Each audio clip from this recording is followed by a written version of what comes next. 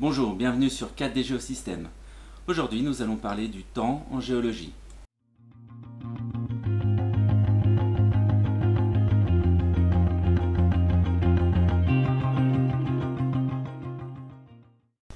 Quand on parle de géologie, on jongle avec des millions d'années.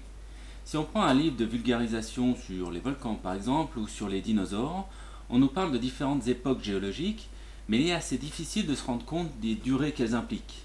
Une échelle géologique est généralement indiquée et les termes sont expliqués, mais il est relativement difficile de se rendre compte à quoi cela correspond, surtout quand on voit des animaux courir les uns à côté des autres, alors qu'ils sont d'âges très différents.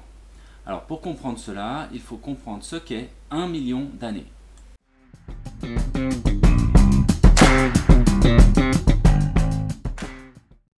Alors pour vous faire sentir ce qu'est 1 million d'années, je pense que le plus simple c'est de prendre un double décimètre et d'imaginer que 1 mm correspond à 1000 ans.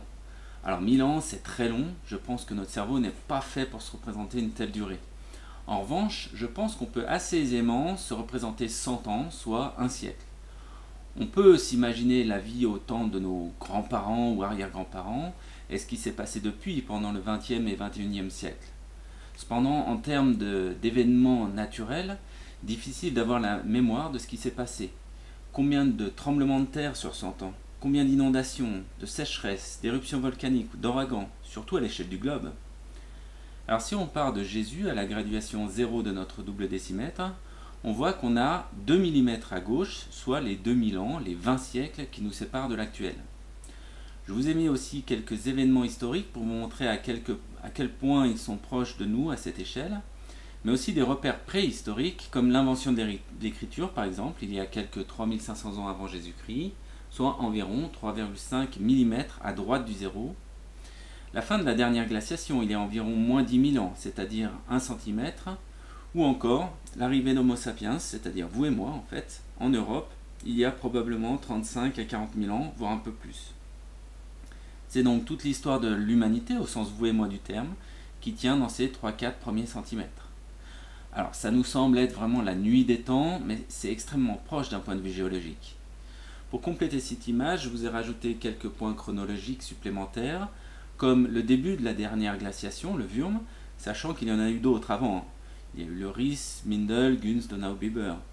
Et puis je vous ai mis ce graphe de la variation du CO2, mais aussi du méthane, de la température, déterminé à partir de mesures sur des carottes de glace de l'Antarctique, et qui permettent notamment de bien caler ces différents intervalles glaciaires et interglaciaires. Je vous ai ici retourné ce graphe pour que l'axe des temps soit dans le même sens que celui de notre double décimètre, et vous pouvez constater que notre double décimètre correspond aux premiers 200 000 ans de ce graphe. Passons maintenant à une échelle géologique.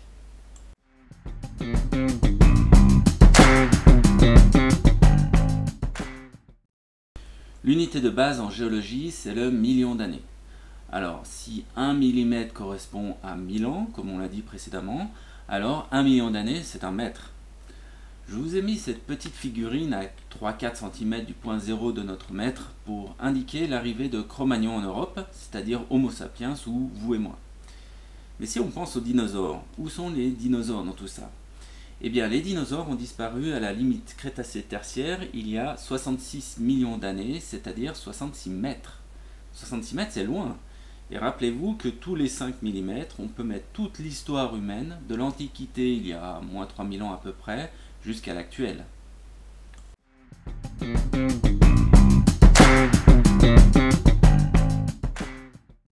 Passons maintenant en revue les grands découpages de l'échelle des temps géologiques.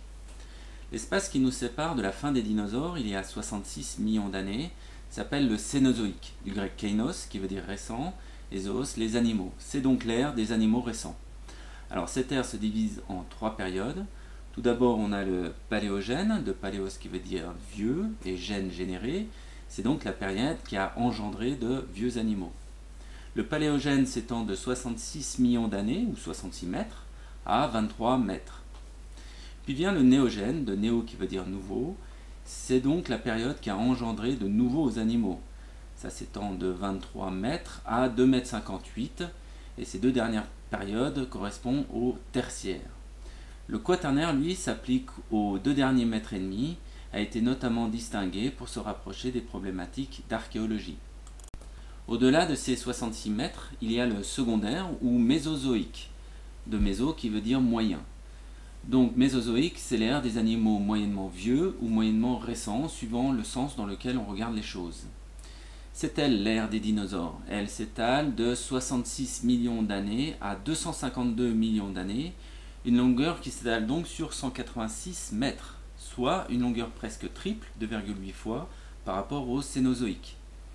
Donc un bon vieux diplodocus de 150 millions d'années était bien plus fossile pour un tyrannosaure d'il y a 70 millions d'années que le tyrannosaure est fossile pour nous. En effet, la distance entre diplodocus et tyrannosaure est de 80 mètres dans mon cas, alors qu'elle n'est que de 70 mètres entre le tyrannosaure et nous. Alors, on peut toujours dire que c'est presque équivalent et qu'on n'est pas à 10 mètres près, et c'est vrai, mais je rappelle à nouveau que toute notre histoire, de l'Antiquité à maintenant, tient dans un demi-centimètre. C'est pourquoi on peut trouver troublant que ces animaux sont parfois représentés côte à côte dans certains ouvrages ou certains films. Pour en revenir aux 186 mètres du secondaire, cette distance a également été divisée en 3 périodes. Il y a tout d'abord le Trias, de 252 millions d'années à 201 millions d'années, soit une longueur de 51 mètres. Le Trias tire son nom du fait qu'il a été lui-même historiquement divisé en 3 parties. Puis vient le Jurassique, de 201 millions d'années à 145 millions d'années, soit 56 mètres. Le Jurassique a été nommé ainsi car les couches qui le composent ont été décrites dans le massif du Jura. Et enfin le Crétacé, qui tire son nom des craies que l'on trouve en Normandie et en Angleterre, et qui s'étend de 145 millions d'années à 66 millions d'années, c'est-à-dire sur 79 mètres. Ça veut dire que le Crétacé, à lui tout seul, est plus long, 79 mètres, que tout le Cénozoïque réuni, qui ne mesure que 66 mètres. Avant le secondaire, il y a l'ère primaire ou paléozoïque, c'est-à-dire l'ère des vieux animaux, puisque paléos veut dire vieux. C'est une ère très longue, puisqu'elle s'étale sur 289 millions d'années, ou 289 mètres, c'est-à-dire une distance plus longue que tout le Mésozoïque et Cénozoïque réunis, qui font, je le rappelle, 252 mètres. Cette ère est divisée en 6 périodes. On commence au Cambrien, de 541 millions d'années à 485 millions d'années, soit une longueur de 56 mètres. On a choisi le nom de Cambrien en référence à la Cambria, qui était le nom latin du pays de Galles. Puis on a l'Ordovicien, dont le nom se rattache aux Ordovis, qui peuplaient le nord du pays de Galles. L'Ordovicien, lui, s'étale de 485 millions d'années à 444 millions d'années, soit une longueur de 41 mètres. Ensuite, on a le Silurien, nommé ainsi d'après les Silures, un autre peuple celte du sud du pays de Galles cette fois, qui va de 444 millions d'années à 419 millions d'années, soit une période plus courte, 25 mètres. Ensuite, on a le Dévonien, de la région du Devon, toujours en Grande-Bretagne, de 419 millions d'années à 359 millions d'années, soit 60 mètres tout pile.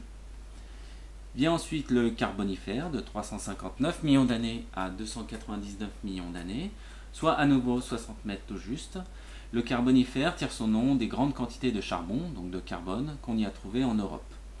Et enfin le Permien, qui tire son nom de la ville de Perm en Russie, et qui s'étend de 299 millions d'années à la limite Permien-Trias à 252 millions d'années, ou plus exactement à 251,9 millions d'années, soit une longueur d'environ 47 mètres. Alors j'en profite pour dire que tous ces âges ont été définis par la Commission internationale sur la stratigraphie et que j'utilise ici les âges adoptés par la version 2017 de cette charte stratigraphique et que vous pouvez la retrouver sur www.stratigraphie.org. Tous ces temps géologiques, c'est-à-dire le paléozoïque, le mésozoïque et le cénozoïque, se regroupent en fait sous le terme de phanérozoïque. Ce phanérozoïque est un néon qui est nommé d'après le grec phanéros, qui veut dire voir, et zoïque les animaux, c'est-à-dire les animaux qu'on peut voir, car sur cet éon, les animaux ont développé des parties dures qui peuvent être, entre guillemets, facilement fossilisées. Mais en fait, le phanérozoïque n'est pas très long puisqu'il ne représente qu'un neuvième de l'histoire de la Terre. En effet, la Terre est très vieille et j'utilise toujours l'âge de 4567 millions d'années, plus ou moins 5 millions d'années. Alors, on peut discuter la valeur de cet âge, mais aussi de ce que veut dire la création de la Terre et du système solaire, quand c'est qu'on marque le début. C'est pourquoi personnellement j'aime bien rajouter ces plus ou moins 5 millions d'années qui englobent à la fois les incertitudes de mesure sur l'âge lui-même, mais aussi cette notion de création de la planète. Alors pour ceux que ces questions de datation du système solaire intéressent, je vous renvoie à des travaux comme ceux de Francis Albarré à Lyon par exemple. Mais moi j'aime bien cette valeur de 4567 millions d'années ou 4,567 milliards d'années, car ce nombre se compose des chiffres 4, 5, 6, 7, ce qui est donc très facile à retenir. De retour sur notre échelle des longueurs, la Terre s'est donc formée à 4 km et 567 mètres. Pensez un petit peu à ce que ça représente et au nombre de fois que nous pouvons mettre nos 5 mm de toute l'histoire humaine sur cette distance. Voilà, j'espère que cette vidéo vous aura fait sentir ce qu'est 1 million d'années, unité de base en géologie, et que vous pourrez mieux appréhender cette quatrième dimension, le temps, essentiel quand on s'intéresse à l'évolution de notre planète. Au revoir et à bientôt sur 4D Géosystèmes.